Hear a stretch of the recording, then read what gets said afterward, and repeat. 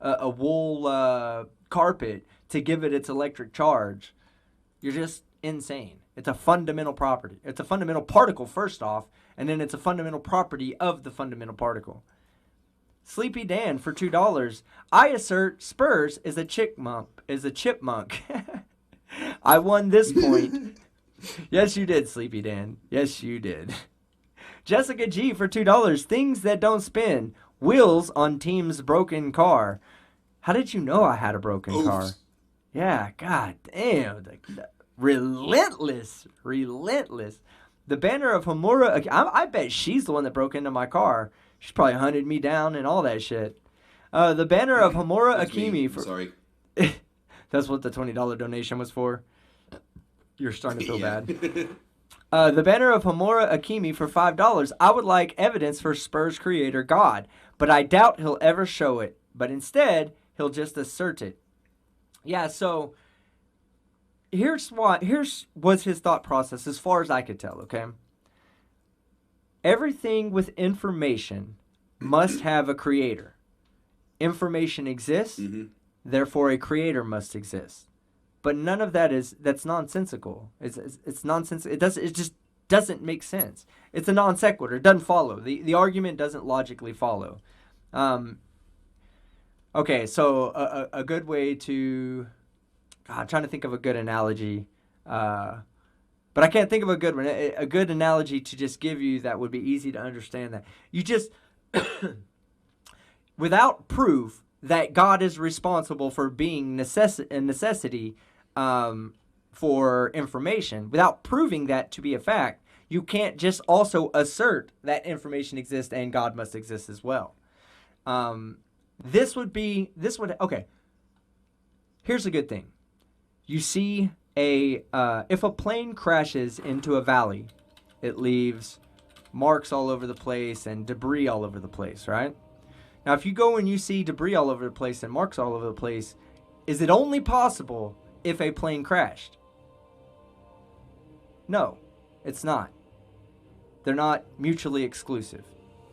So the idea, I guess, like what I'm trying to say is that information, without the proof of that a God exists, without proof that there's a mutual inclusivity between information and God, then there's no way to form the second half of the argument. That God must exist because information exists as well.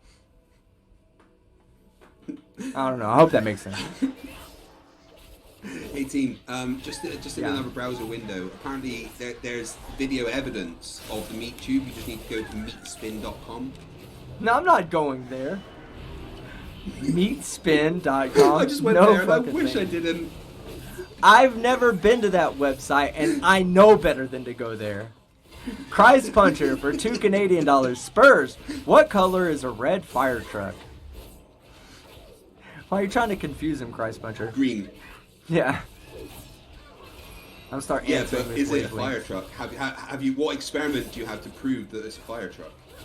What's red? Independent variable.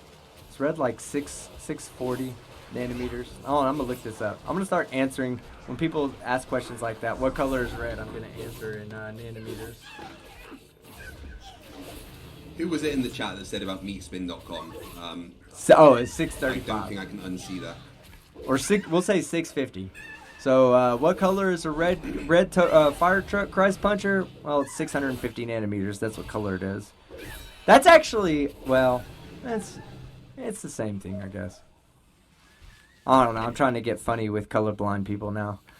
Basic trigonometry for basic trigonometry for €2.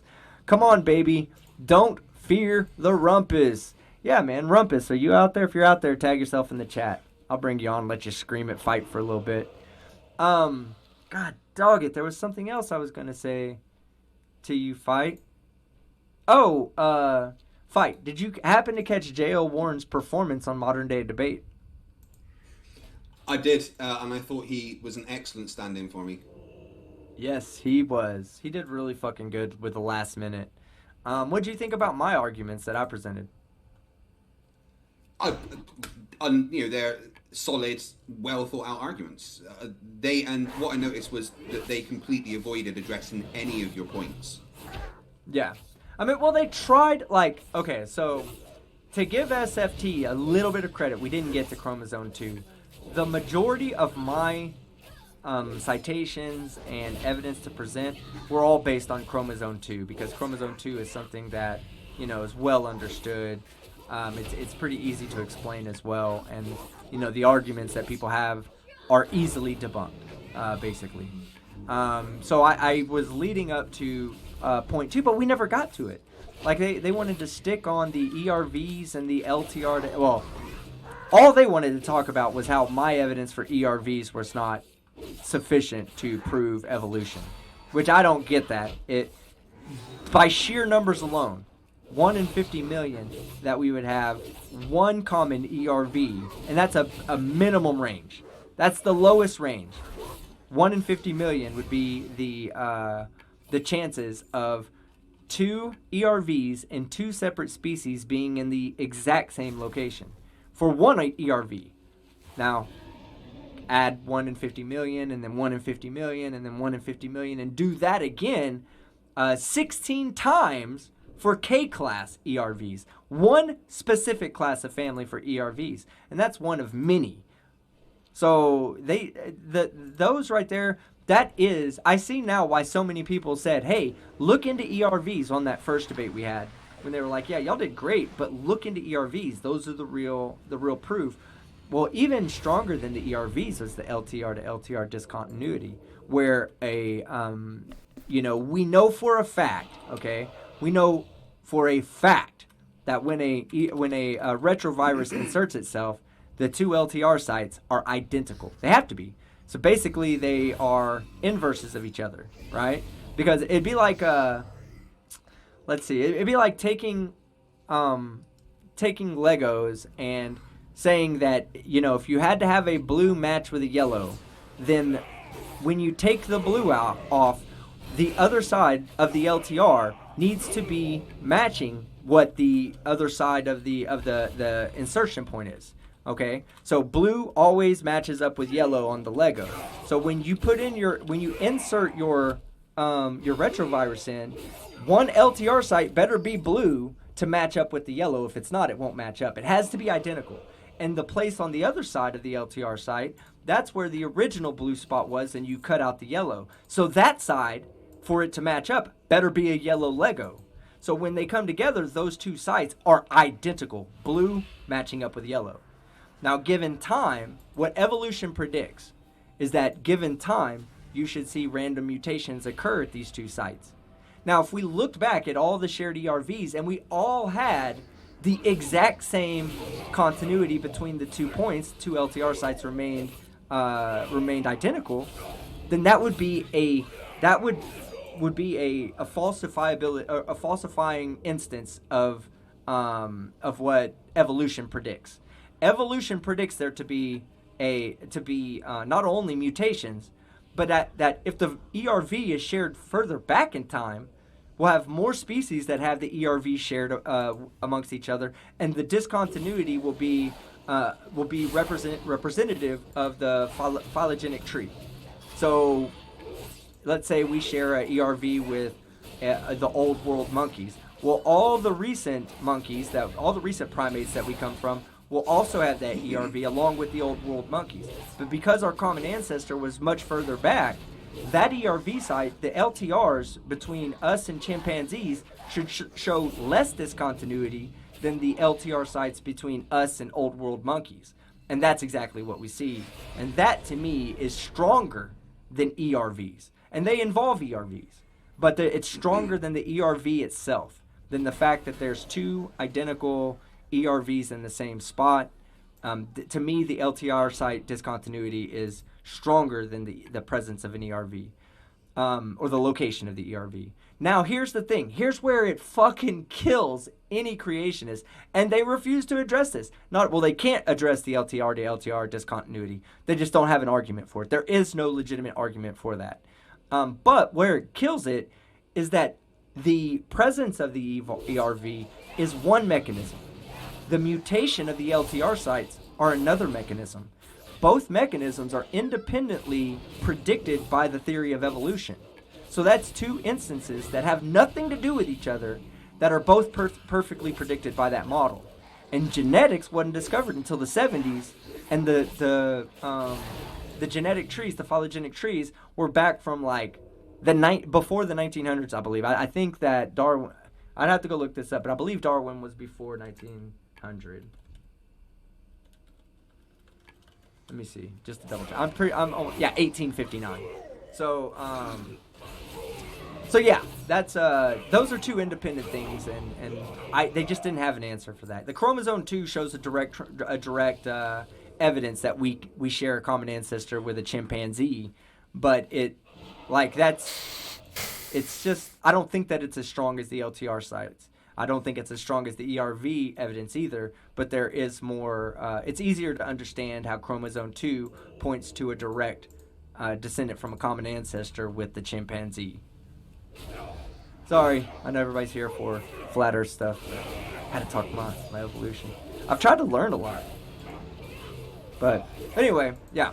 So you thought the debate went pretty well for us? Yeah, it was a clear win for the evolution side. Yep, cool. $6.66 Sorry. Can Spurs or Bev explain how siphoning liquids from one level to another works if there's no such thing as gravity or air pressure? Good point. I've never brought that up. I've never brought up like siphoning and how like the air pressure actually makes that work. Air pressure and gravity. I'm sorry. Give me 1 second, guys. I need to let my dog out. Need to go bloody. Oh man, I am knackered from debating flurfs. Like, it's done my head in, honestly, guys. If anyone wants to send me some medical help, that would be appreciated. I think I've lost most of my brain cells. Yeah, I definitely need some brain cell replacement.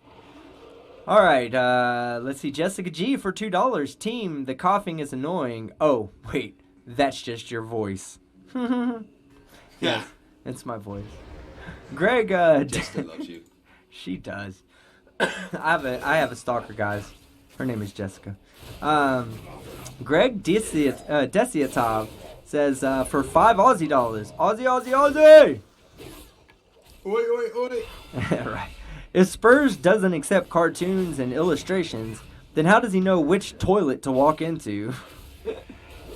Exactly. It probably still confuses him, to be honest.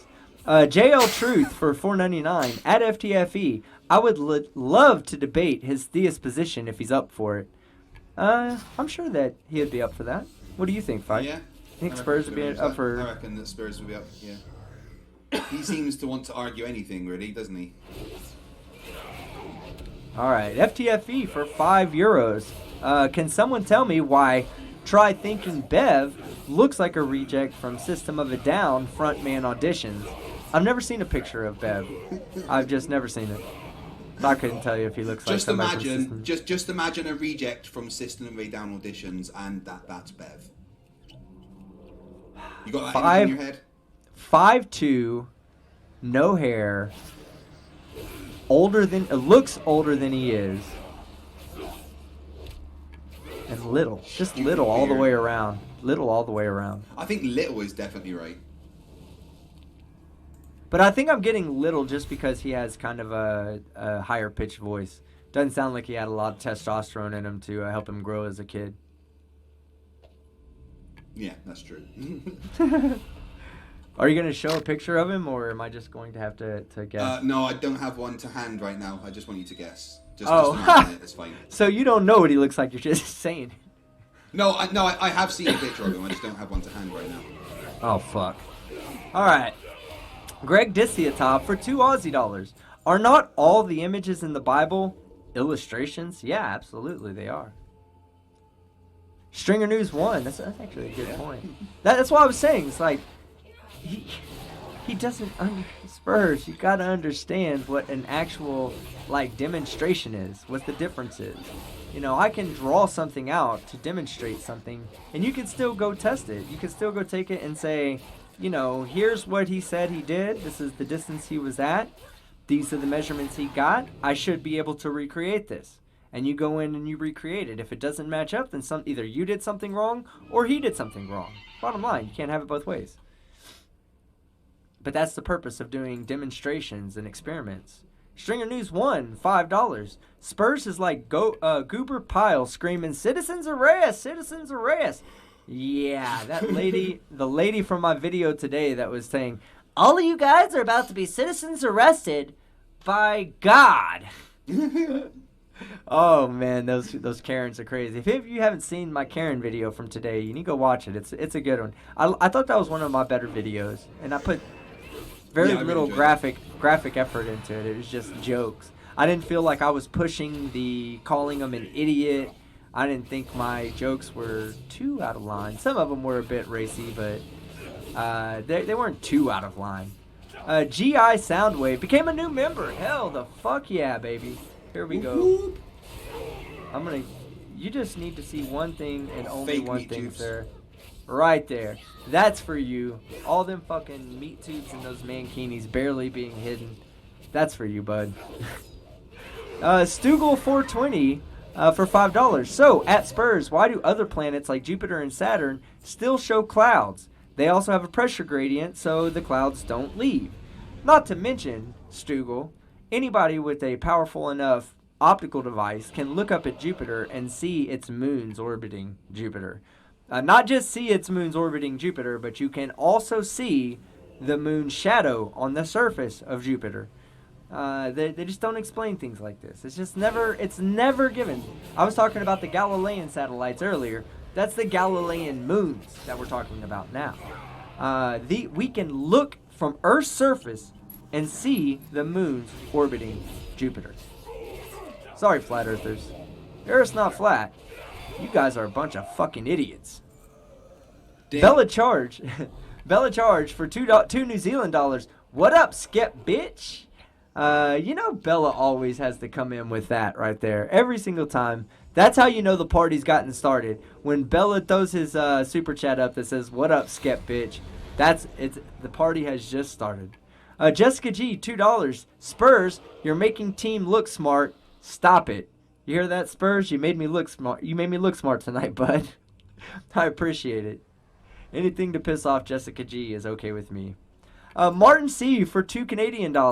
What is the pressure of one atom of hydrogen? Hey, I would love to hear them say that. I would love to hear their answer for that. I guarantee you they would not know what the pressure is of one atom of anything. All right. 3 Ron for $2. Dumbass Spurs couldn't explain how Velcro works. Yeah, he probably couldn't. Give me 1 second, guys. I need to let my dog back in.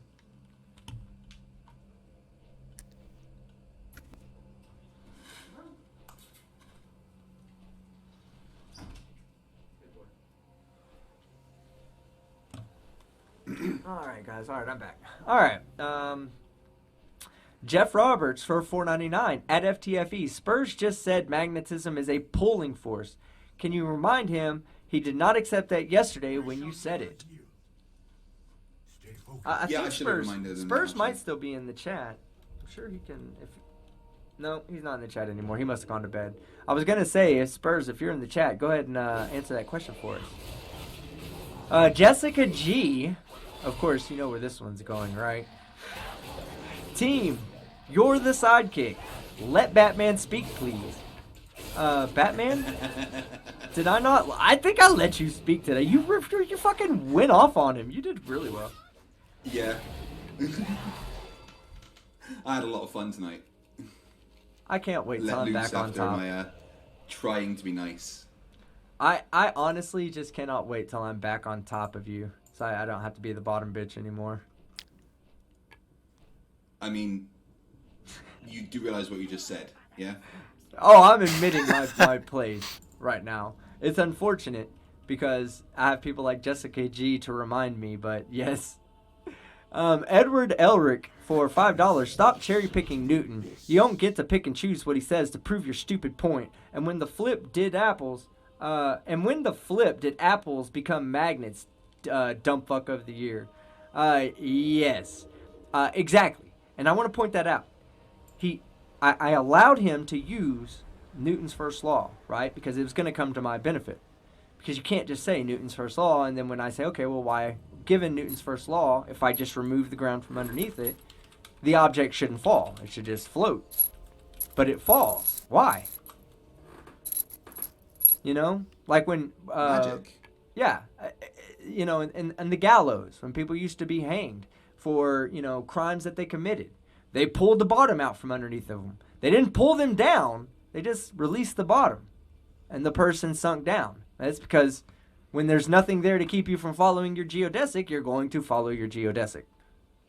And I'll let flat earthers have fun with that one. G1 Soundwave for $2 Canadian. So according to Spurs, everything is a yo-yo. Lol. Yeah, no, it's not even that, Soundwave, because if he thought it was a yo-yo, then when you pull the ground out from underneath the apple, it should fall and then go back up to where it was. But yeah, I know what you're saying. Yeah, you're right. According to him, you take something up, it's going to fall to its original potential. And that's incorrect as well. Earl of Sandwich for $5. 10-foot ladder, blindfold, backfill, concrete floor. Spurs, please use these to discover the self-evident force and property of gravity. Exactly. Earl, we need to get you back on, man. Yeah, we need to get you back on. We had a good conversation the other day. Jackalope Herdmaster for $2. This is for you, John Rapp. I agree. I've not said hello properly to John Rapp today. So let me go ahead and do that before I get to the next super chat.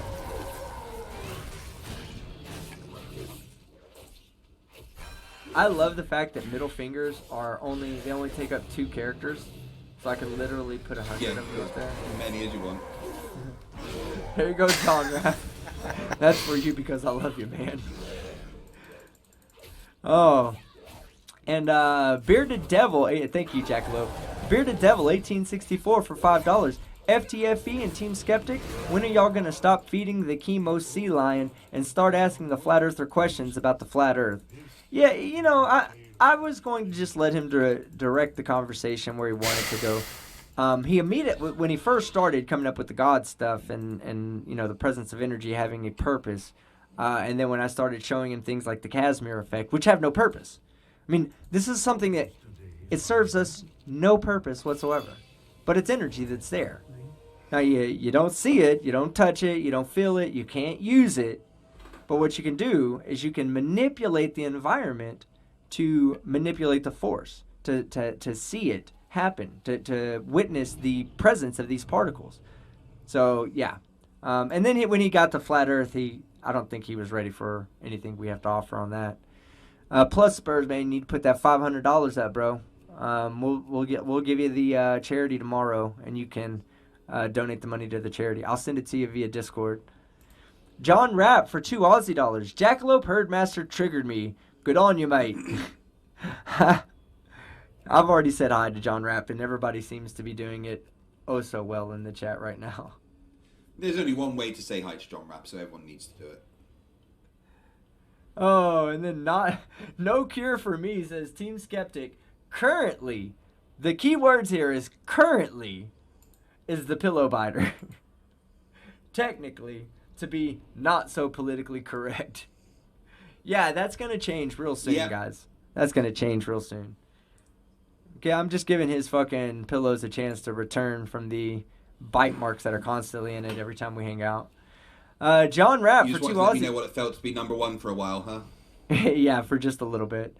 John Rapp for $2 Aussie. Spurs, you're just a goldfish. A scratched record. Yes, he is. He says the same thing a lot. He contradicts himself. I don't understand. He contradicts himself. He says one thing. Like he said, two objects can't act on one another without a direct connection between the two.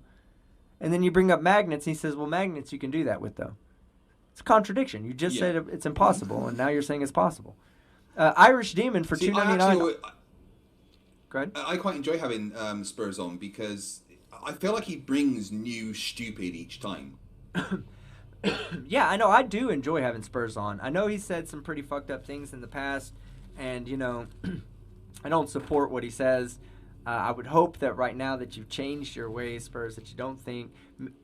I don't even know that I've ever seen the actual claim myself. I've just heard other people say that you said some pretty horrible things. But I'd like to keep it as, just a very conversational topic, where we just talk about things. Yeah, things might get a little heated. Fight the Flat Earth might shit on you. But, I mean, hey, that's part of life. When you believe in the Flat Earth, people shit on you. You should be expecting that by now. I mean, I'm sure this isn't the first place. I'm sure YouTube isn't the only place that people shit on flat earthers. In fact, I know it's not, because they have a huge Reddit forum. And oh my god, I found a new Reddit forum, guys. This Reddit forum is Reddit/r/flat earth science. Wow. It's run by flat earthers. I think we should just do. We gotta go do a read collab 'em. video where we just let's just do a collab video where we read out some stupid posts on there.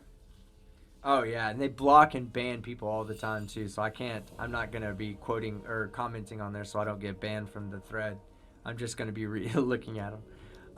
Bearded Devil 1864 for $2. Spurs is committing this sea lioning fallacy. I have no idea. I wonder if that's real. Look that up. Sea lioning. Lioning. I have no idea if it's real or if Bearded Devil is just He's trolling. just rolling on his back and Martin and C. doing $2 a Canadian. I testify sound. that I did Cavendish as an undergrad. Yeah, it's done thousands and thousands of times a year by well, that's at least all I undergrads who are hear trying to get to the when next I level hear, of physics. in quotes, hear a As the way flat I earther understand talk. it, it's a requirement in certain universities to move forward in your studies. You had to successfully perform the Cavendish experiment. Well, when I covered it in physics, it wasn't you actually successfully perform it, but you had to explain what it was demonstrating and why. Ah, okay. You had to perform the experiment and then explain why it was doing what it was doing. It was very hard to make it successful because there's so many compounding variables. But it's more about just learning the mechanism of why it shows what it shows.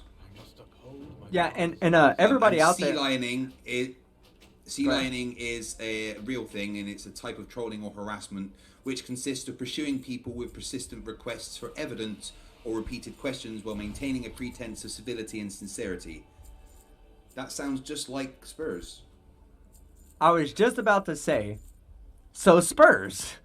Stop You literally sea just lining. explained Spurs to a T. Sir,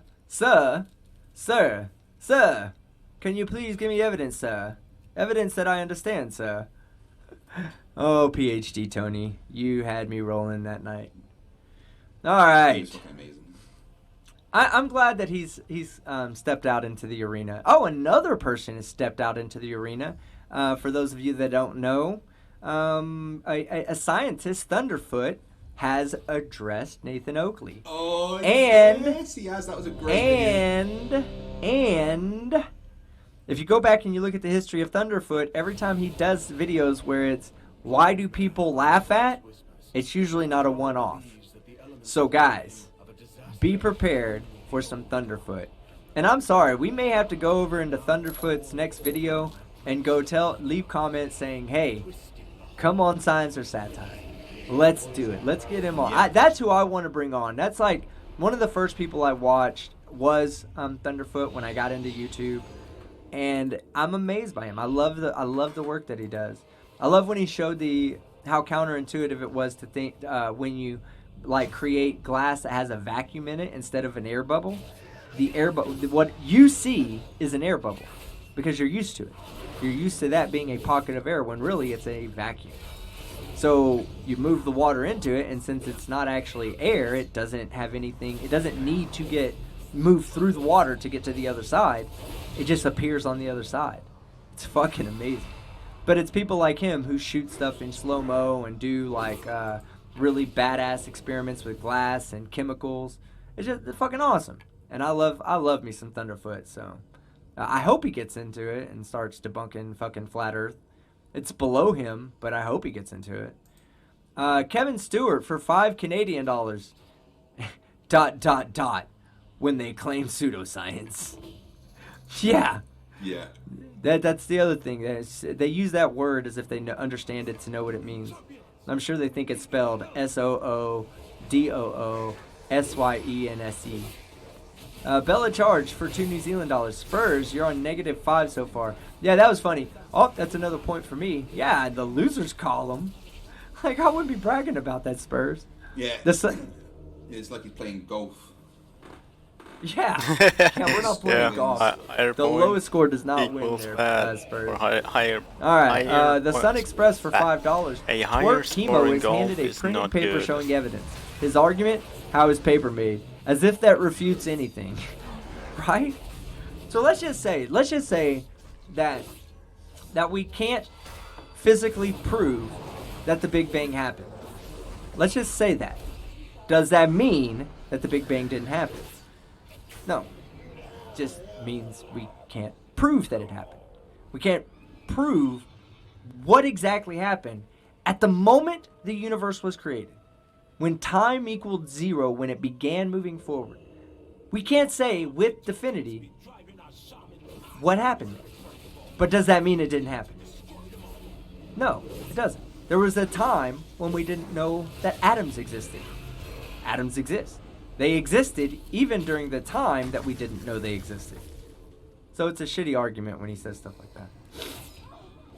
Let's see. Tommy Gronvold for 22 knocks. Why do you keep on feeding the troll? Because you guys fucking love it. Sleepy Dan, and shout out to Tommy Gronvold, and another excellent content creator. Sleepy Dan for $2. Don't touch magnets. You'll get electrocuted. Yeah, that was another dumbass claim. Fucking yeah. That magnets have electricity in them. It's just electricity. Yeah, he said magnets have electricity. I mean, okay, well then we could ground them then. I mean, we could measure a potential. He's probably heard that you can create a magnetic field with an electric current and coils and stuff, and therefore magnets have electricity. I mean, I don't even know where to begin with actually. Alright, FTFE for £5, missing 1 brain. If found, please return to Spurs Chemo. No, if found, go ahead and ship that off to some kind of anthropological museum where they can document modern Neanderthals, the brains of modern Neanderthals. Space Monkey for 777 for $5. How do things dropped continue to increase in velocity if there is no acceleration? The medium only defines the terminal velocity. Very good point. And somebody else made this point, and I was trying to get to it, but we never did make it to it. And it was when I brought up the lead sphere. I was going to say, why does a lead sphere fall through the atmosphere at the same rate it falls through a vacuum? It's a great point. No, something I never really thought about. It's just something I never thought about. And I was like, oh, okay. Well, I mean, if the acceleration of the object is determined by the medium below it, then any medium should have more resistance than a vacuum, and therefore it should fall at a lower rate. If the acceleration is only due to the difference in mediums, something we know not to be true. Ilya Moon for $5. Team wrench Jessica. I missed her during slow mode. Oh, Jessica needs to be wrenched now. I see. Oh, Ilya, so she can abuse you some more. Pass the message on to Jessica G. No, I would only like her harassment at about once every. Well, I have it on 60 seconds now. Let me turn that down to 30. For a minute, it was getting too fast. But yeah, I had I was enjoying the lack of attack that she was giving me. Oh shit! I just lost my space updating. Fuck, we got a long way to go, fight. Alright, PhD Tony for 5 Aussie dollars. Observational science is a valid field of scientific endeavor. Shrilly and mindlessly asserting otherwise is simply wrong-headed. Yeah, exactly, PhD Tony. And we're gonna have to get you on sometime real soon, bud.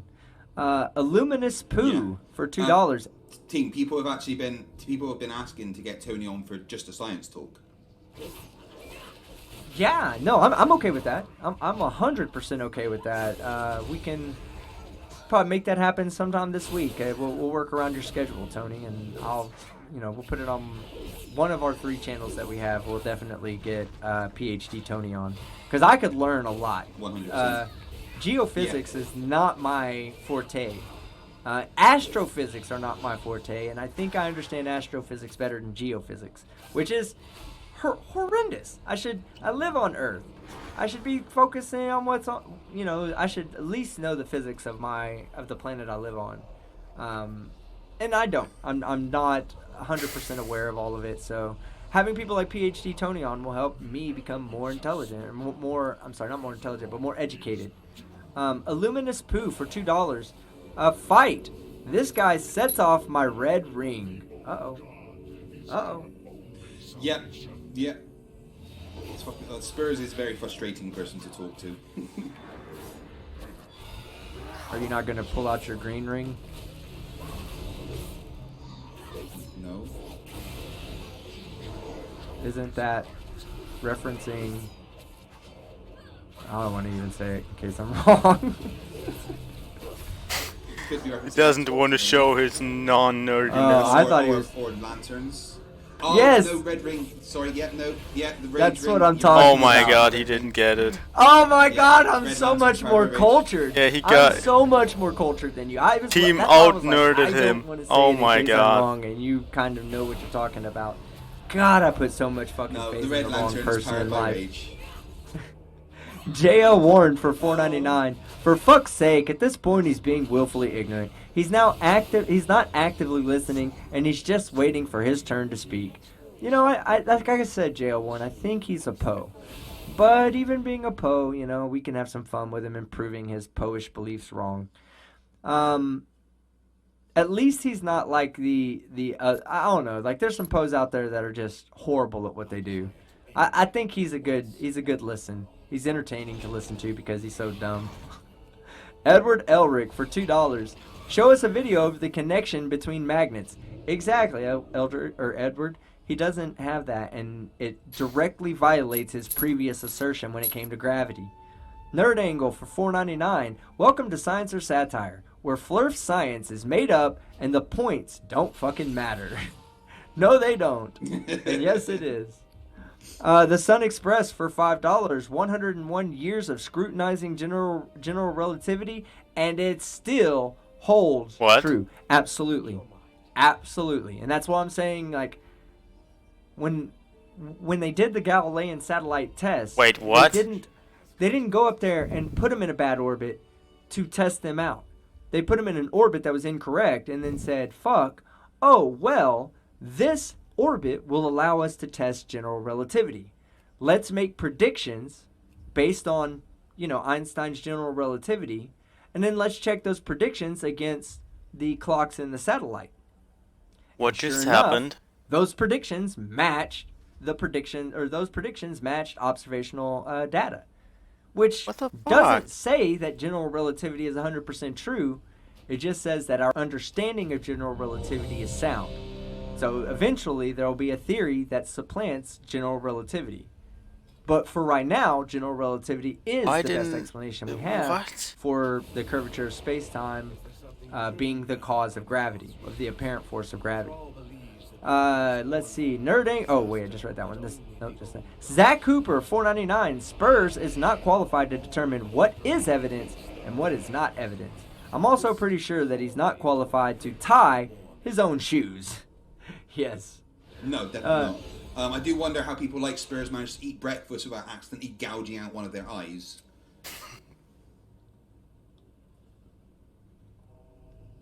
Let's see. Hold on, I'm trying to find where I'm at. Okay, there it is. Jessica G for $2. Team is winning. Unlike his car's window. Oh. I would never even be able to get away from it. Like, it's always going to be insult after insult. Like, at this point, I love you too, Jessica. I'm your favorite alien. Honestly, I really don't mind it. It's so fun to me to watch people fucking roast me. That is part of my character. You know, of this person that I am. I'm like this in real life. You try to fucking make fun of me in real life, I'm not going to go cry about what you say about me. I'm just going to make fun of you back. I'm going to laugh at it and cut back on you, and I'm going to try to cut back on you harder. Unfortunately, Jessica G is winning every single fucking time she cuts on me, though. Yeah, so. She's demolishing you. So it's like Jessica G 50,000,001, Team Skeptic -6. Godless Scummer for £5, excuse me. I'm putting this super chat up as a stake that Spurs will earn another Dumbfuck of the Year nomination in 2020. 2020 is gonna be a hard year for Spurs, man. At least to win Dumbfuck of the Year with Nathan Thompson, J.M. Truth. Who else is out there that said some ultimate dumb? Oh, the four-star general. He's got to be up there. Victor, Franz. Bev is making a good. Bev's making a good push for Dumbfuck of the Year. Yeah, and as far as debunkies go, we'll be doing a lot of debunky streams this month, and we're gonna hold the vote. Probably we'll start voting at August 1st. And we'll end voting on August 15th and hold a show, like an award ceremony show. That's what I'm looking at around those dates. 3Ron for $2. I will gladly be the charity for all parties. I bet you will, 3Ron. Well, guess what? Spurs owes you $500. Pounds, whatever the case, well, however he wants to pay. But yeah, it's like I said, he didn't show anything. He just played a video, and like Fight said, I now have the same video with a different narrator saying a different thing. Prove that your video is more right than mine. You can't. Not without measurements, so you didn't prove anything. If you can't prove it, then we can prove that water curves. So if you can't prove that all fluids always lay flat, then you've lost. Let me just quick read an excerpt that somebody sent me. Give me one sec. From a book called Growth Through Innovation, and it's got a whole section on glass and stuff, and it says, so he used a molten tin bath in which the molten glass could flow under the influence of gravity. The success of this process lay in carefully controlling the volume of glass fed onto the bath, where it flattened under its own weight. That is why float glass is not fully flat, and why its curvature arc equals the Earth's curvature. And that's what his argument was? Not flat. Yeah. So his argument was that it would be flat, except that it would still match the arc of the Earth's curve. Because it's a liquid. It's simple. Yeah. All right, and then I do want to say for Jessica G that Jessica G has the when quantifying how cool she is, she has the absolute value of 10 to the negative 17 cool points. Absolutely, and we all know that's absolutely. Negative. Oh, Outlaw Jur for $2 Canadian. So close to a Nobel Prize. Did I forget to do this? Like, anything these guys say that contradicts well-established deactivating science the totem? would make them, if they could prove it, legitimately write a paper and prove what they're saying, they would be up for a Nobel Prize. They would at least be in the mentioning. If you can refute gravity and general relativity and show that it's nothing more than density, you would definitely get recognition in the scientific community. K-Doc for 59. K-Doc for 5,900 Korean dollars. So some douche is dismissing scientific papers and goes for CGI. Hypocrite, anyone? Yeah, flat earthers by definition are hypocrites. Bad Run, and thank you very much for the super chat, sir. Bad Ron for $2 Aussie. Spurs. That container was built flat, not Earth. Exactly. That container's flat, but not Earth. If we lay it down, and like Fight said, you pour that molten glass on the fucking ground, and it will conform to the curvature of the Earth. Matt Rock for $5. All hail Spurs, King double standard, showing us cartoons and preaching instead of real evidence like a Glober. Whoopsies. Yeah. And the Casimir effect, like, that's one thing that's documented because it's a very recent thing. It's like 1996 or 1997 when they were able to demonstrate it. And then they've been able to demonstrate it in other ways since then as well. I think that was just a thermal demonstration of how a thermal setup could provide a Casimir effect. They now have electromagnetic Casimir effects that they can create by changing the intensity of electromagnetic waves that are super high frequency or at a high, when I say a high frequency, I'm talking about the frequency at which they change the amplitude. It's either the amplitude or the wavelength. But what it does is it simulates a plate moving back and forth really fast, and that in itself can cause some of these particles to become real. At least in our reference frame, for what we're looking at, they become real and they have a real effect on the world around us, which is what the Casimir effect is. All right, Jessica G for $2. Robin, calm the F down. Let PhD Superman in. I think they're talking about you. Maybe they're talking about Sean Hufford. We all know. No, I'm talking about PhD Superman. I think is Sean Hufford. Definitely can't be talking about you. Oh no, PhD Tony. Superman's too. PhD Tony is fucking way. That's like PhD God right there to me.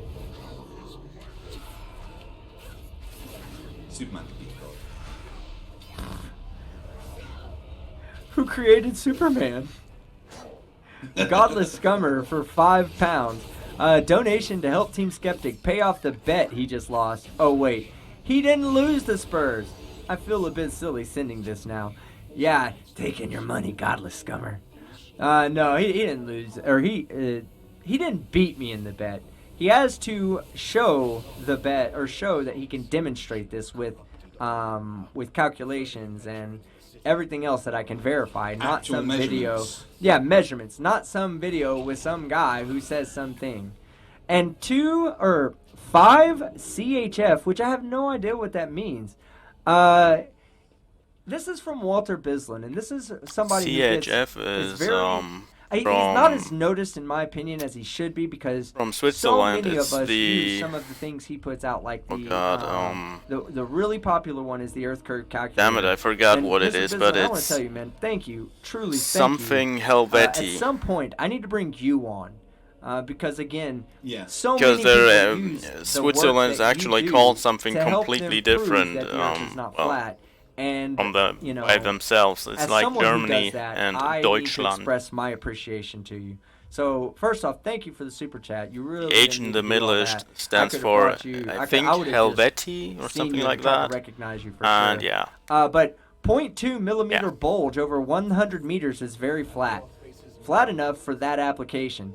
You know what's funny, Walter, is when I did the video on Daniel Pratt recently, I calculated the drop over 50 meters. or that would in need to be seen. CHV, And I didn't have to CH. use the 8-inch per What, mile CHF, squared. I didn't it's even have. I really didn't even have to use your Helvetian. calculator. I could have probably just used your Helvetian, calculator oh God. to come up Some with yes, this. some But that. what I did is I went and got an actual like scientific calculator that could go for like 50 or 60 digits. Something Helvetian. Because that's what you need when you're measuring in trigonometry terms. When you're measuring Nation? angles that are No, these small. Federation. You can't just round off to 4 Something digits. And Helvetian- get if you round off to 4 Helvetian digits, you get that there is no Federation. drop.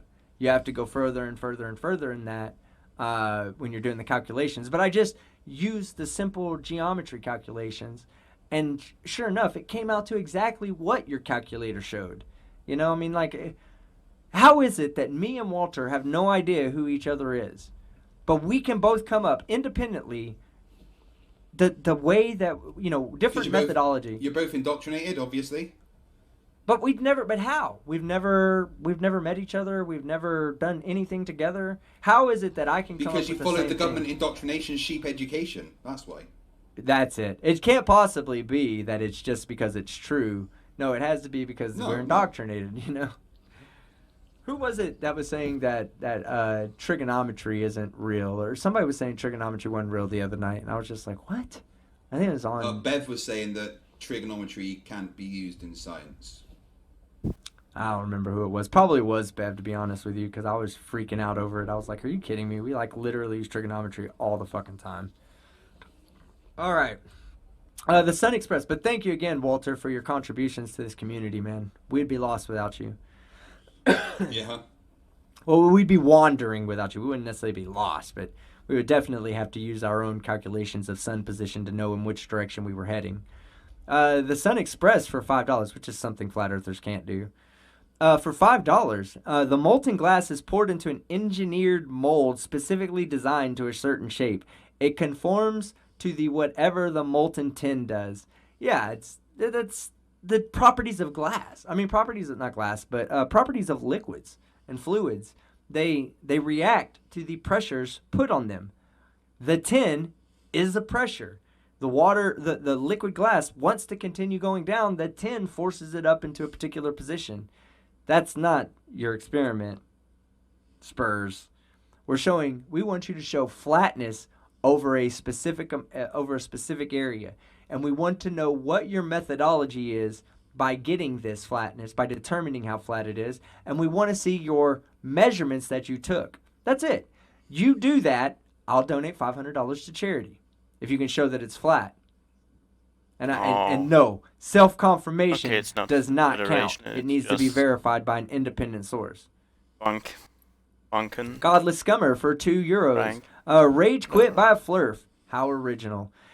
But yeah, still, it was a bit of a rage quit. Confederation Helvetica. He left on his own accord, but I'm not going to count that as a rage quit because he did say bye. Rage quits are when they get so mad they just dip out.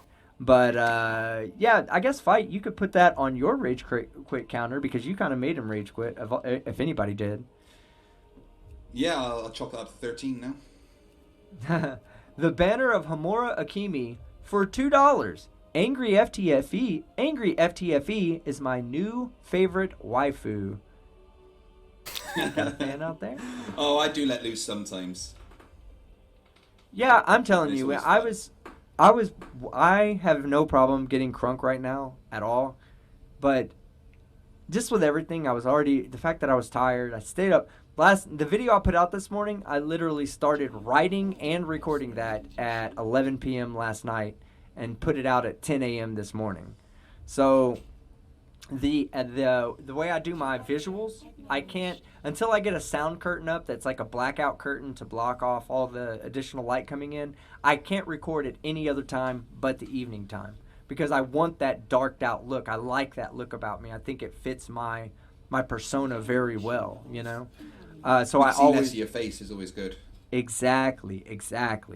And anything to do to help maintain a higher population across the world, because we know if my face is too bright, people will become sterilized and lose hearing as well. Because don't forget, light is sound, and sound is light.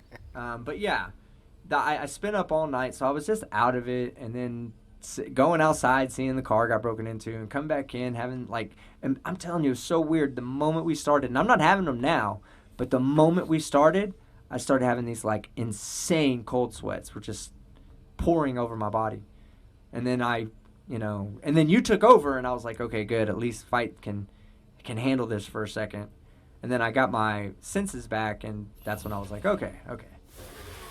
FTFE from Zach Hooper, $1.99. What's the rage quit counter up to? And yes, 13. That's what he 13. Said, right? Yes, 13. Yeah. Thank you, Zach Hooper. Commander Darklight, woohoo! For $38.99 Aussie dollars.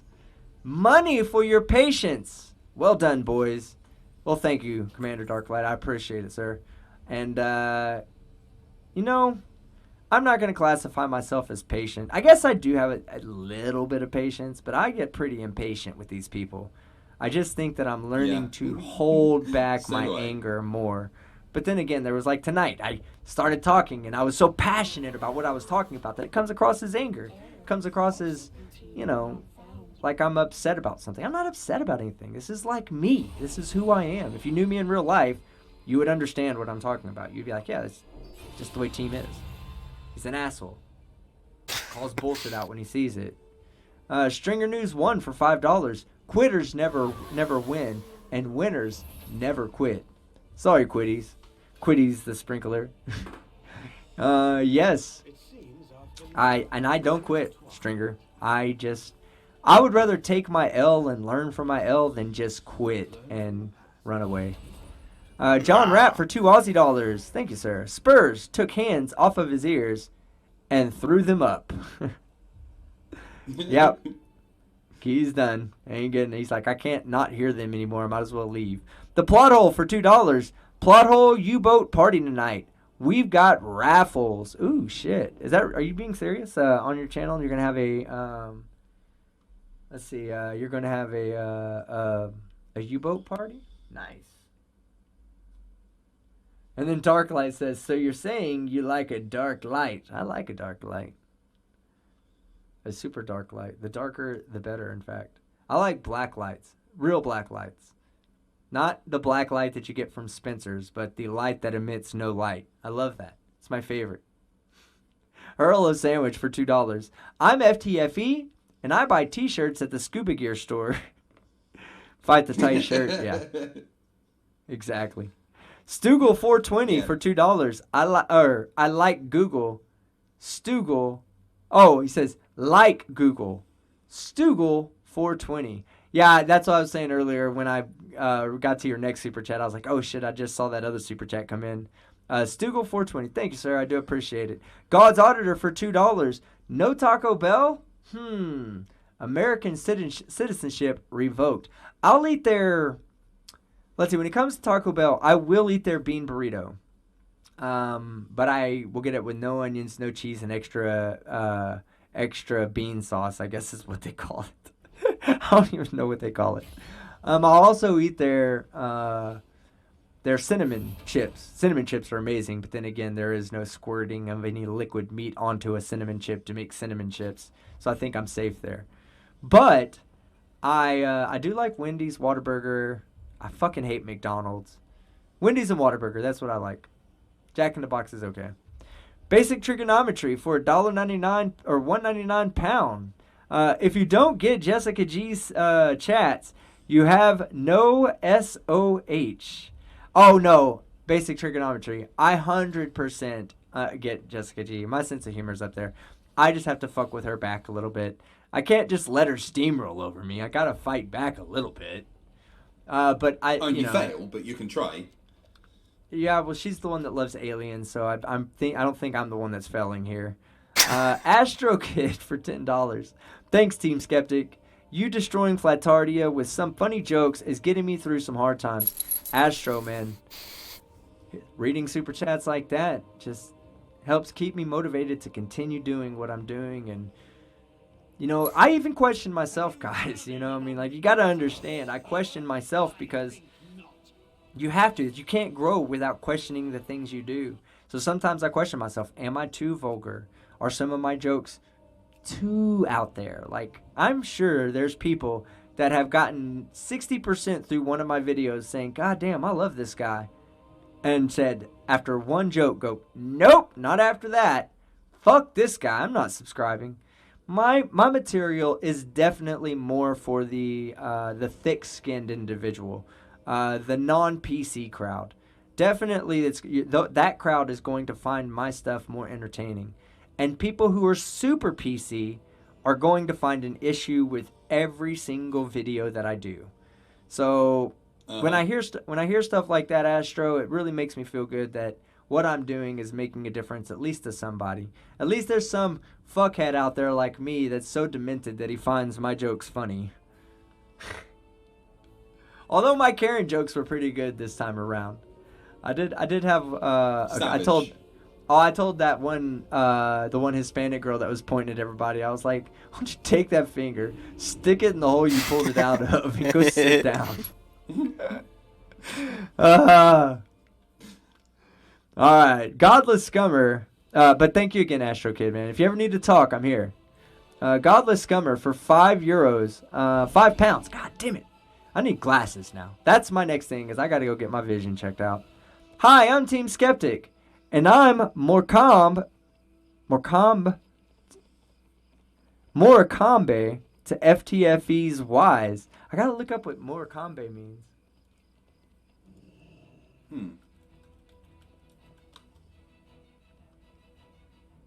Morecambe. That's how it's pronounced. You don't know that? It's in England, you weirdo. Well, if that's what he means. I live in Scotland. That's not England, dude. So, that's England, basically. Scotland's Unsubscribe! just a little village. Scotland's a little village in England. Is it really? Scotland is? Inform me, Just as much asshole. as I'm trying to Texas learn. Texas is a little village in America, right? Same thing. No, Rhode Island is a little village in America. Oh, no. Scotland's its own country of 5 million people that all like haggis. So y'all aren't English? You're not English? No. You fucking moron. I've been I'm telling British. everybody. The fuck does that Team mean? exposed.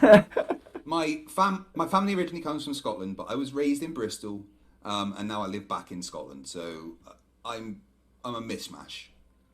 Why aren't y'all like two states of the same country? Like America. Because America sucks. Exactly. America rocks. Stugel420 for $2. Email cross swords like you and fight. Emails cross swords like you and fight. Never cross the stream fight. No, it was so hilarious. I wasn't on the panel. I was in the chat when he said that.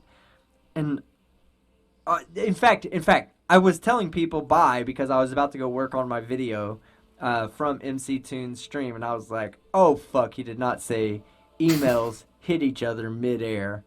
I was like, I can't even go work on my video. And after he said that, I have to watch this video now. And I stayed around for like another 2 hours just listening to him. Like, it was unfortunate. Like I said, it's unfortunate because he does have a mental condition, but the truth of the matter is it's all in his head. Like, everything he's experiencing is in his head. He was talking about wearing, like, he says that these RF signals are poking small holes through your body, and that he has to wear a vest to keep him from poking holes in his chest, and stuff like along that nature. And I'm like, I mean, the man wears a military vest. Yes, the man wears a military vest that protects him from EMF radiation. But what he fails to realize is that his arms aren't covered by the vest, and neither is his fucking head. Like, whatever damage that was going to be done to his chest has now been done to his arms, legs, nuts, head, brain, ears, eyes, neck, everything except for the torso. Hell, it didn't even have protection on the sides. Like, everything you're protecting from the forward coming through your chest is negated by the fact that the same wavelengths can enter in through the side. He was talking about things of like how if data is sent to the phone heats up. Yeah, that fucking makes sense. Because when you receive data, your phone has to process it, giving off waste heat. Hot phone's gonna get hot. You know what else gets hot? And it's a weird coincidence? My fucking memory card when I record my videos. It gets super hot. Why is that? Magic? Magic, exactly. Yes. Rainy Beaver for $2 Canadian. Fire Check magic. The Discord DM. Meme about oh yeah. Yeah, we just saw that, Brainy. Meme about colliding emails. That was a really good meme. I hope you made that one. I'll have to go back and look at my Discord in a minute. Oh, he made it. Good. That was a funny-ass meme I saw. Yeah, let me go ahead and put that up. I mean, he literally said this shit. This shit was hilarious. Glass Monster for $2. Have I turned a me peeing on the Flat Earth t-shirt yet? Have I turned a Flat Earth t-shirt yet? Maybe? Team Skeptic urinating on Flat Earth t-shirt yet? I don't understand, Glass Monster. You can tag me though. You don't have to super chat. Just tag me and I'll try to catch it in the in the chat. Let's see. Oh shit, just jumped on me. Okay, we're almost done, guys. Hell the spirit world because the DMT world exists. Yeah, right?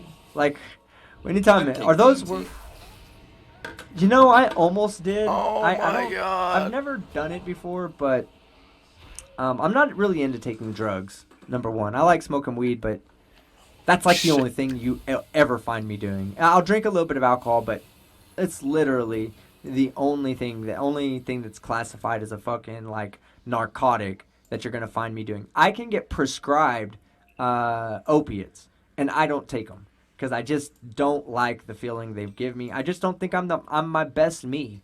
When I'm smoking weed, I don't feel like I'm any better or worse. But at the same time, like when I take an opiate, I feel different. Like I'm not the same person. So when a buddy of mine said when I was doing my float tanks, he was like, "Oh man, we need to hit the DMT and lay down in the float tanks and go on a ride." And I was like, "Bro, I've never done DMT in my life. How the fuck am I going to act on this thing? Like you can't. I mean, to me, I would think it's like something similar to taking mushrooms or something. And I'm not against it, but at the same time, I just did not know what it was going to do to me. Whether it was, if I was gonna have a good experience or a bad experience. Float tanks can be some serious shit on your mind. I've been told that when you take DMT, it's like an instant acid trip that is quite short. I mean, I think I'd be interested in trying it, but it's not. Well, I'm yeah. saying So I don't do drugs or anything. I came off the opioids because I hated the way they were making me feel. I smoke weed because it helps with the pain. I barely drink. I have tequila sometimes when I'm talking to flat earthers, but I think I would try DMT once. no, yeah, I would something like that. I wouldn't have a problem trying. I just don't do anything outside of smoking and drinking regularly. As a kid, I did a lot of like mushrooms.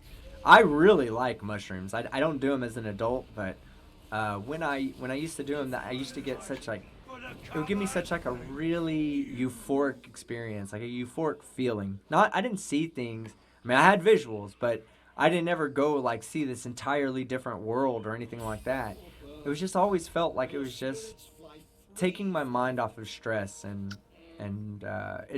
every time I've done mushrooms, I've always felt like I was the highest I've ever been in my life. So at DMT, I wouldn't have a problem trying, but I would need to make sure. I would just need to do my own research on it to make sure there's no side effects on the body and shit. Stugel 420. Oh, I just read that one. For $5, hail the spirit world because the DMT world exists. Jessica G for $2. The plot hole 500 sub stream at 7:45 Pacific, 9:45. Oh shit, he's probably already started. I'll get through these super chats and we'll kick it over there. Glass Monster for $2 Canadian. I have all of TF's contact. We are working together. Who's TF? I wonder who that is. I'm not sure. I saw that. Bodie McBoatface for $5 New Zealand dollars. Apparently, I missed the meat tube. No, you didn't, Bodie. Craig has absolute proof in the form of an email sent by a random person that the meat tube existed because his wife saw it when she was younger. There's no refuting that. That is all the evidence. Like 100% evidence. That's all the evidence I'll ever fucking need. So thank you, whoever gave me that sufficiently evidenced proof. John Rapp for $2 Aussie dollars. There's something wrong with that meat tube. JG 2020. Oh, Jessica G. Oh, speaking of JG, Jessica G, $2. The plot hole live when team is done being amazing. Yeah, we're gonna be done right here. I got 2 more super chats and then we're fucking out of here. Jessica G, of course, being one of them. Team Skeptic, you're number 1. Everyone else is not. And Jessica G, you're number 2, and everyone other than one person is not. Boom, boom. I'm better. No, I'm just kidding, Jessica. You're amazing, and thank you so much for your support. I do truly appreciate it, and I will stand by this. Oh my God. I do not have a problem being roasted. I appreciate you guys being active. I appreciate you guys keeping me on my toes. And where I come from, when I used to do the hip hop shows, what you do, you get better at insulting people when you let them insult you and feed off of it in a joking manner. When I'm talking about insulting in a joking manner, that's why I encourage you guys to roast me. It raises the level of my wit because you guys are roasting me. So again, Jessica, thank you so much for everything. I truly appreciate it. And Godless Scummer for the final super chat of the night for £2 at FTFE. FTFE isn't Scotland. Fife isn't Scotland. It's a separate kingdom. FTFE. Well, it's called the Kingdom of Fife, but it's still in Scotland. Another turtle made it to the water. So who's lying? Neither. I mean, it's part of Scotland. It's just called the Kingdom of Fife. It's just the county in Scotland. I don't know why maybe it used to be a separate kingdom, but it's not anymore. So the Scottish people lost out. They weren't tough enough to kick back the oppressors, huh? Just gave that land booty up. Gave that land booty up. Yeah. All right, well, guys, that's where we're going to end the show tonight. Thank you, everybody, for coming on. Thank you for all the fucking super chats tonight. Fight the Flat Earth. Congratulations on all your success, man. I'm glad that you... Thank you. You said you broke your viewing record, right? 1.2K on Yeah. Riley yesterday. 1,275 people it peaked at. That was amazing. That's fucking awesome. I think we got up to about 500 tonight, so I do appreciate all of you guys coming in. And for the 270 who stuck around through all the fucking nonsense all the way to the end, thank you. Thank you so much. I love your ad revenue, by the way. No, I'm just kidding. I don't understand this, right? I just want to say thank you to everybody as well. I mean, this team and I really couldn't do what we do without your support, and we fucking love you all. Sorry, I muted my mic there for a second. Yeah, and there is some truth to that. So when I started YouTube, I had a job. I owned my own business. That was my income. I got to a point where having an income with a job prevented me from having an income on YouTube, and I made the choice to give up that one job for something that I really believe in. I believe in myself. I believe in you, Fight. We're not 1 year, one hit wonders, you know. Right now, we're both, I think you're coming up on 2 years online, yeah? I mean, on YouTube? November the 16th, 2018 was my first video. So, you've almost been on 2 years. You're not a rookie anymore. I'm not a rookie anymore. We've gotten through the hard part of showing that you and I can do this.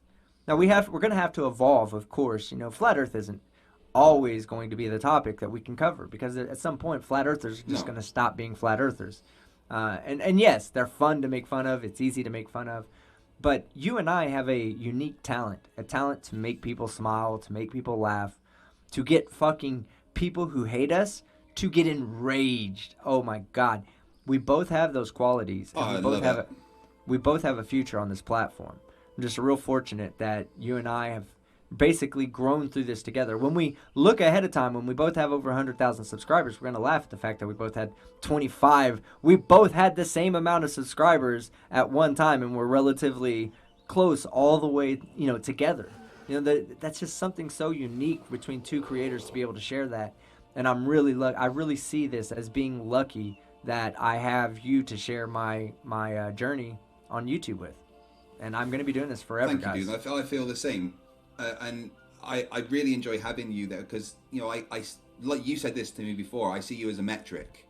You know, if your channel's doing way better than mine, I need to fucking up my game. You know, it's not like it's a big competition, but we're a metric for each other. We're a measurement of how well we're doing within our own community. You know, and I think that means that we will keep growing together because, yeah, I've just had a massive boost of 7,000 subs because of Simon Dan, and I can guarantee that's going to make you pull your fucking, you know, shit out your ass and put out some amazing content that maybe you wouldn't have had the motivation to have that push before. And it's the same for me when you've got more subs than me. I want to catch up. I want to be there with you, and that's a good thing to have. Oh, hey, okay. Let's see. Glass Monster specified who TF was. I have all of Thunderfoot's contacts. We are working together. Nice. Nice. Yeah, tell him to get on Science or Satire with us. We'd love to have an interview with him, man.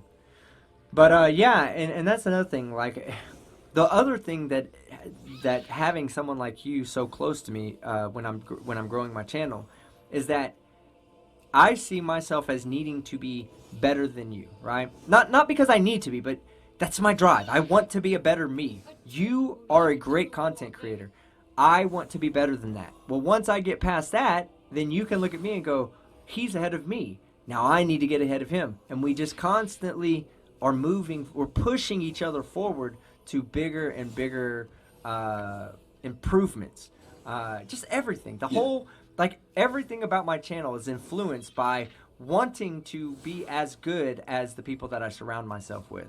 You know, this is one thing I've always said. You know, you take one homeless person and you put them in a group of 10 millionaires, and that person's going to pick up good habits, is going to strive to become a millionaire, is going to want to be a part of the crew. And the fact that those guys have so much money and so much success and wealth will drive him, will give him not just a framework, but will drive him, give him motivation.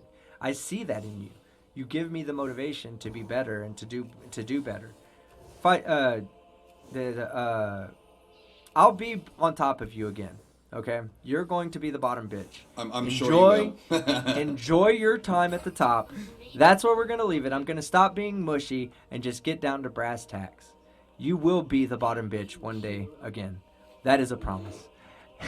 Do you have anything to say before we get out of here? Any shows coming up or any videos coming out? I possibly will have a new video out tomorrow. It depends what time I get up because it's now 4 a.m. If not tomorrow, the next day. It's an Anthony Riley one, and then I'm working on a couple other ones as well. I'll also have a little cameo in Simon Dan's video on Friday, just a little one, so look out for that. Okay, so YouTube Surgeon General says, and with that, you may kiss the bride, Team Skeptic. In other words, I'm the husband, you're the not husband, okay? Fair enough. And with that, guys, I truly appreciate it. Y'all have a great night tonight. We will see you in a couple of days. I'm Team Skeptic, and I'm out. I've seen worse, but I'm sure you can do better.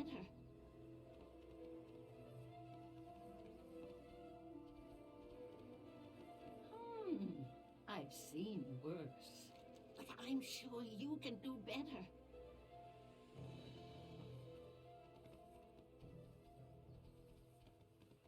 Your line work is impressing the children. Look at their little eyes light up.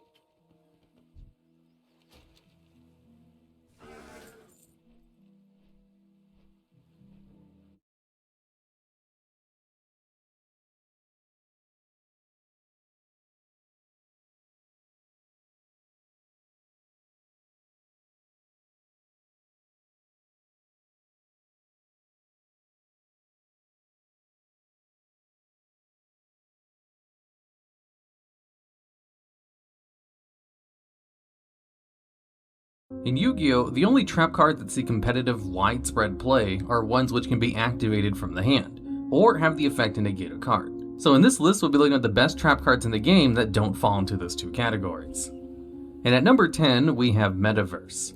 This trap card simply has the effect to either add a field spell card from your deck to your hand, or activate it straight from your deck. When this card first came out, it was thought to be the worst version of terraforming, since you had to set this card and wait a turn before you'd be able to search out the field spell card. But this was before Mystic Mine was in the game, and that field spell card kind of changed Metaverse into an extremely good card, which was better than terraforming in this particular circumstance. You see, what Mystic Mine does is it's really good at locking down your opponent from using monster effects, as if your opponent controls more monsters than you do, they cannot activate monster effects nor declare attacks. But this card destroys itself near the end phase if both players control the same number of monsters, and having 0 monsters on the field counts as having the same number of monsters. So the best way to use this card is to activate it during your opponent's turn when you have no monsters on your side of the field and they just summoned 1 monster or something. It will lock them down from being able to use monster effects, and it makes it so you don't have to have a monster on your side of the field. That way your opponent can't match the amount of cards to destroy Mystic Mine with its own effect, unless they have some way to wipe out their own monsters, or destroy Mystic Mine with some other spell or trap card removal in the form of a spell or trap card, as they can't use monster effects. And basically, because of Mystic Mine, Metaverse got limited on the ban list, and terraforming as well, though they've been releasing a lot of really good field spell cards in the past couple of years, so it was really only a matter of time before they started hitting the cards that searched them out so easily. Especially since Metaverse itself is pretty easy to search out with another card on this list, which I'll talk about later. And at number 9, we have Subterror Final Battle. This card is kind of like one of the cornerstones of the Subterror archetype, and is a very strong card that does basically everything. When you activate the card, you get to choose one of its 4 effects to use, and then after you use it, the card just sets back on the field instead of going to the graveyard. Kind of like Scrap Iron Scarecrow, which is kind of ridiculously good, because what these 4 effects are is you can flip a Subterror monster face up, flip a Subterror monster face down, give a Subterror monster a crazy high attack boost, or make it so the effect of your Subterror cards cannot be negated this turn. And Subterrors are all about flipping themselves up and down, so being able to do either of those 2 things, make it so your opponent can't negate your effects that turn, or just allow any of your Subterror to beat over basically anything, are all excellent effects. And also a whole bunch of effects that you probably need at different times. And to add to this card, it's not a hard once per turn. Sure, you can't put this card up and down a whole bunch of times in the same turn, because when it's flipped back face down, you still run into the ruling of trap cards where they cannot be activated the first turn they're set. However, if you have other copies of this card in the field, you can use all of their effects. And this card is easily searched out with Subterror Guru, who is kind of the cornerstone of the Subterror archetype.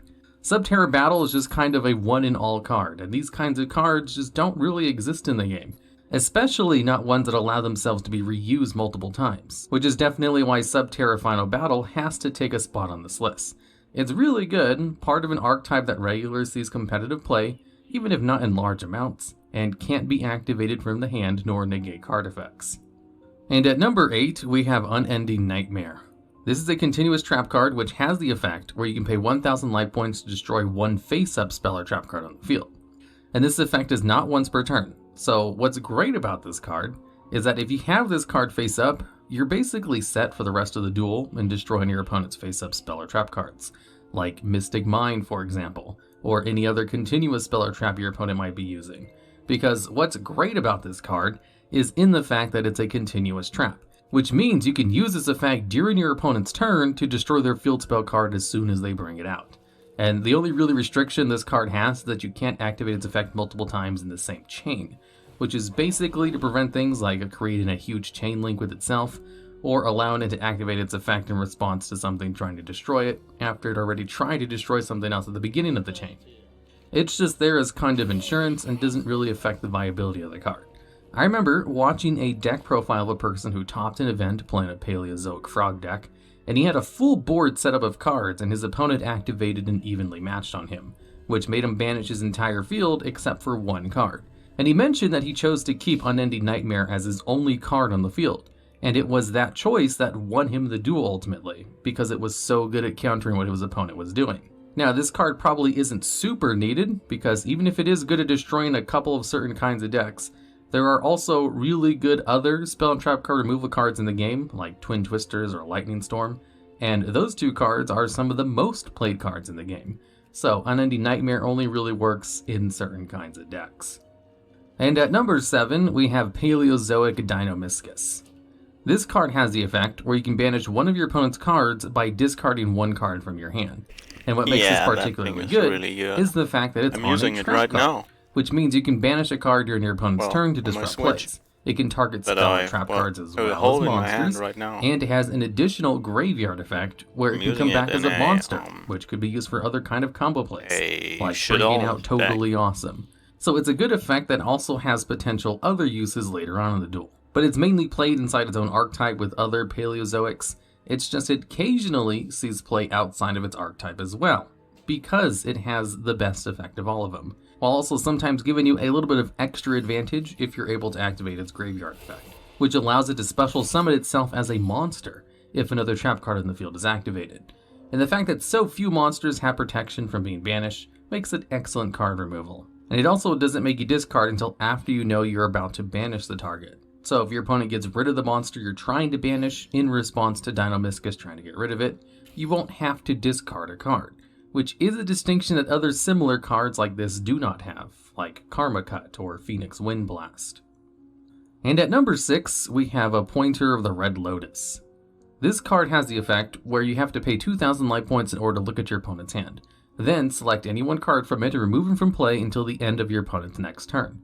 Which means the card stays gone for 2 turns essentially, which could be the entire duel when it comes to competitive Yu-Gi-Oh! Now, this card was supposed to be a worse version of Confiscation or Trap Dust Shoot, which are 2 banned cards that also let you look at your opponent's hand and get rid of one of their cards. But it turns out that effect is so good, and it keeps this card out of play just long enough where even a weaker version of being able to snipe one card from your opponent's hand while also gaining information on your opponent's hand sees lots of play.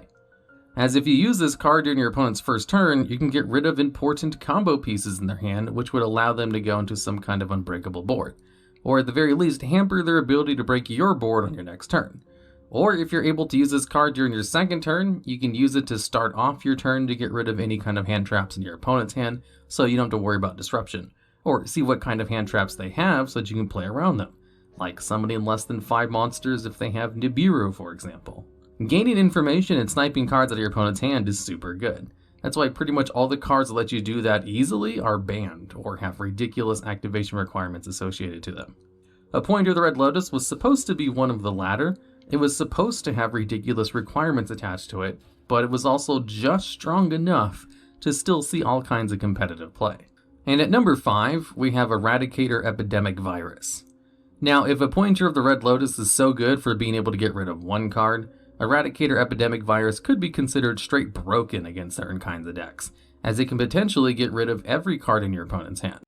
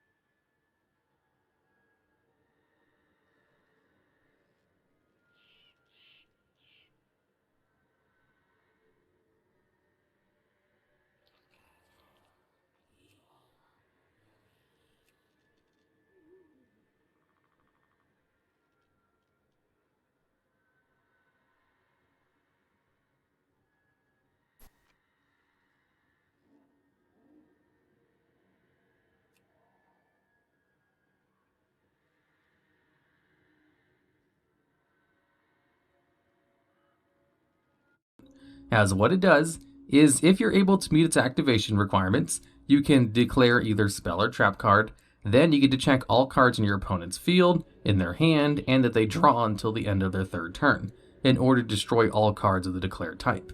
So, if your opponent is playing Sky Strikers, for example, and they have nothing but spell cards, you could just completely wipe out everything. Or if they're playing Altergeist, where the deck is very trap card reliant, You could basically take out half the cards they're using and completely shut them down with this one card. Now, the activation requirement is kind of why people don't play this in every single deck, where it requires you to tribute a dark monster with 2500 or more attack, which is kind of a steep cost and kind of hard to fulfill in the average deck.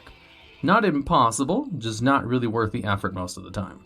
However, in decks that do regularly play high attack dark monsters, like Gren Maju decks, which play a whole bunch of high level dark monsters, or even Cosmo decks, which also easily get out high attack dark monsters, those decks already play other trap cards and can easily put in a couple of Eradicator epidemic viruses to completely shut down some decks.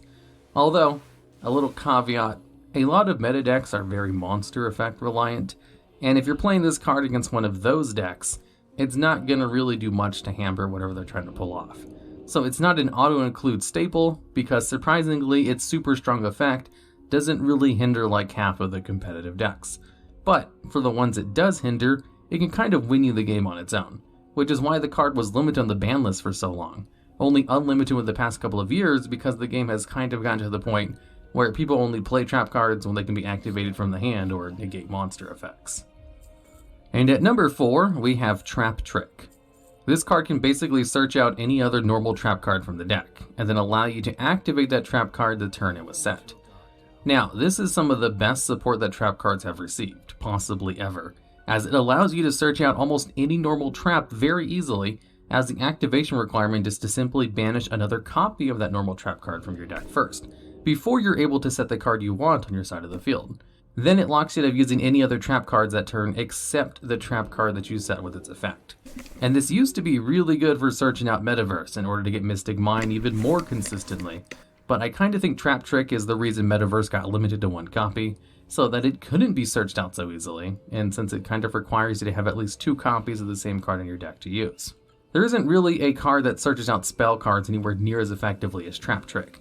The best spell cards have when it comes to good searchers is Left Arm Offering, which has one of the steepest costs for searching out anything in the game.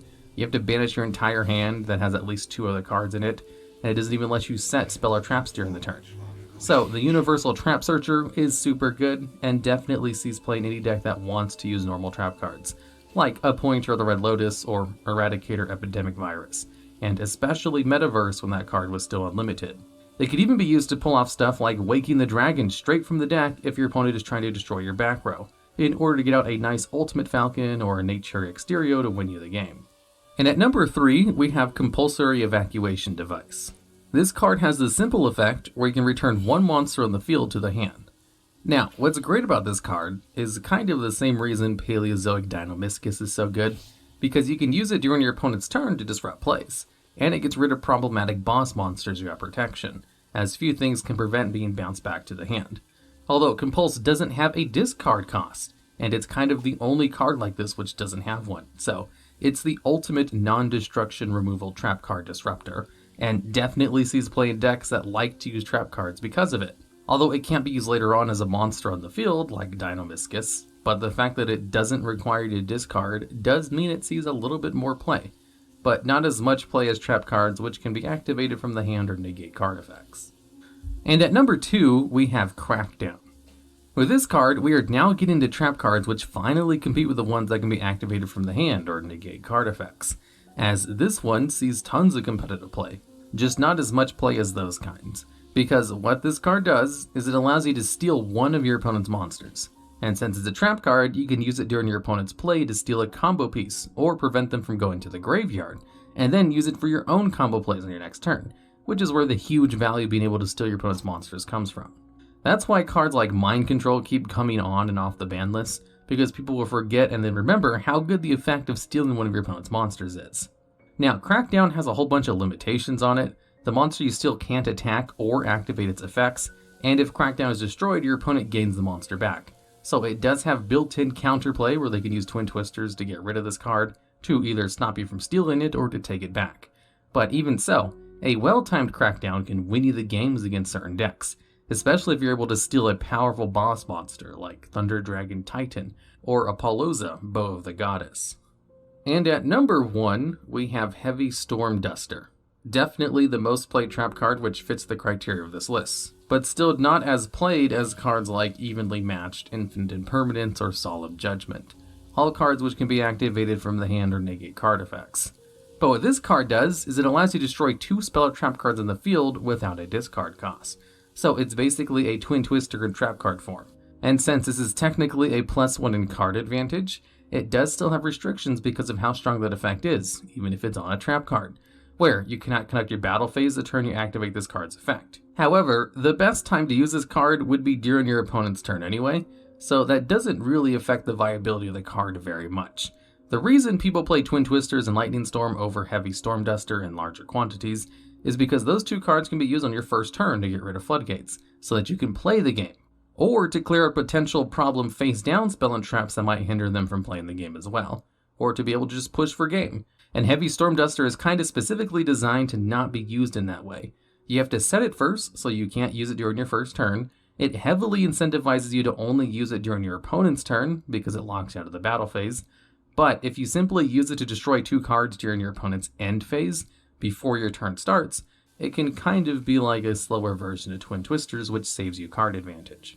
And since Twin Twisters is so good, even this kind of slower version still sees lots of competitive play, which is why this is the number 1 card on this list. It sees the most amount of competitive play after all the other traps which can be activated from the hand or negate card effects. Alright, and that's the list. I know this is kind of a weird topic with a very specific set of restrictions, but it was a suggestion in one of my previous videos, and the restrictions were entirely reasonable when you know about the metagame in current Yu-Gi-Oh! Where if we didn't have these restrictions, half the list would just be Solemn Judgment cards. Anyways, if you know of any other video ideas similar to this one, I'd love to hear about them down in the comments. And also, fun fact, did you know only 36.8% of people who watch these videos are actually subscribed to the channel?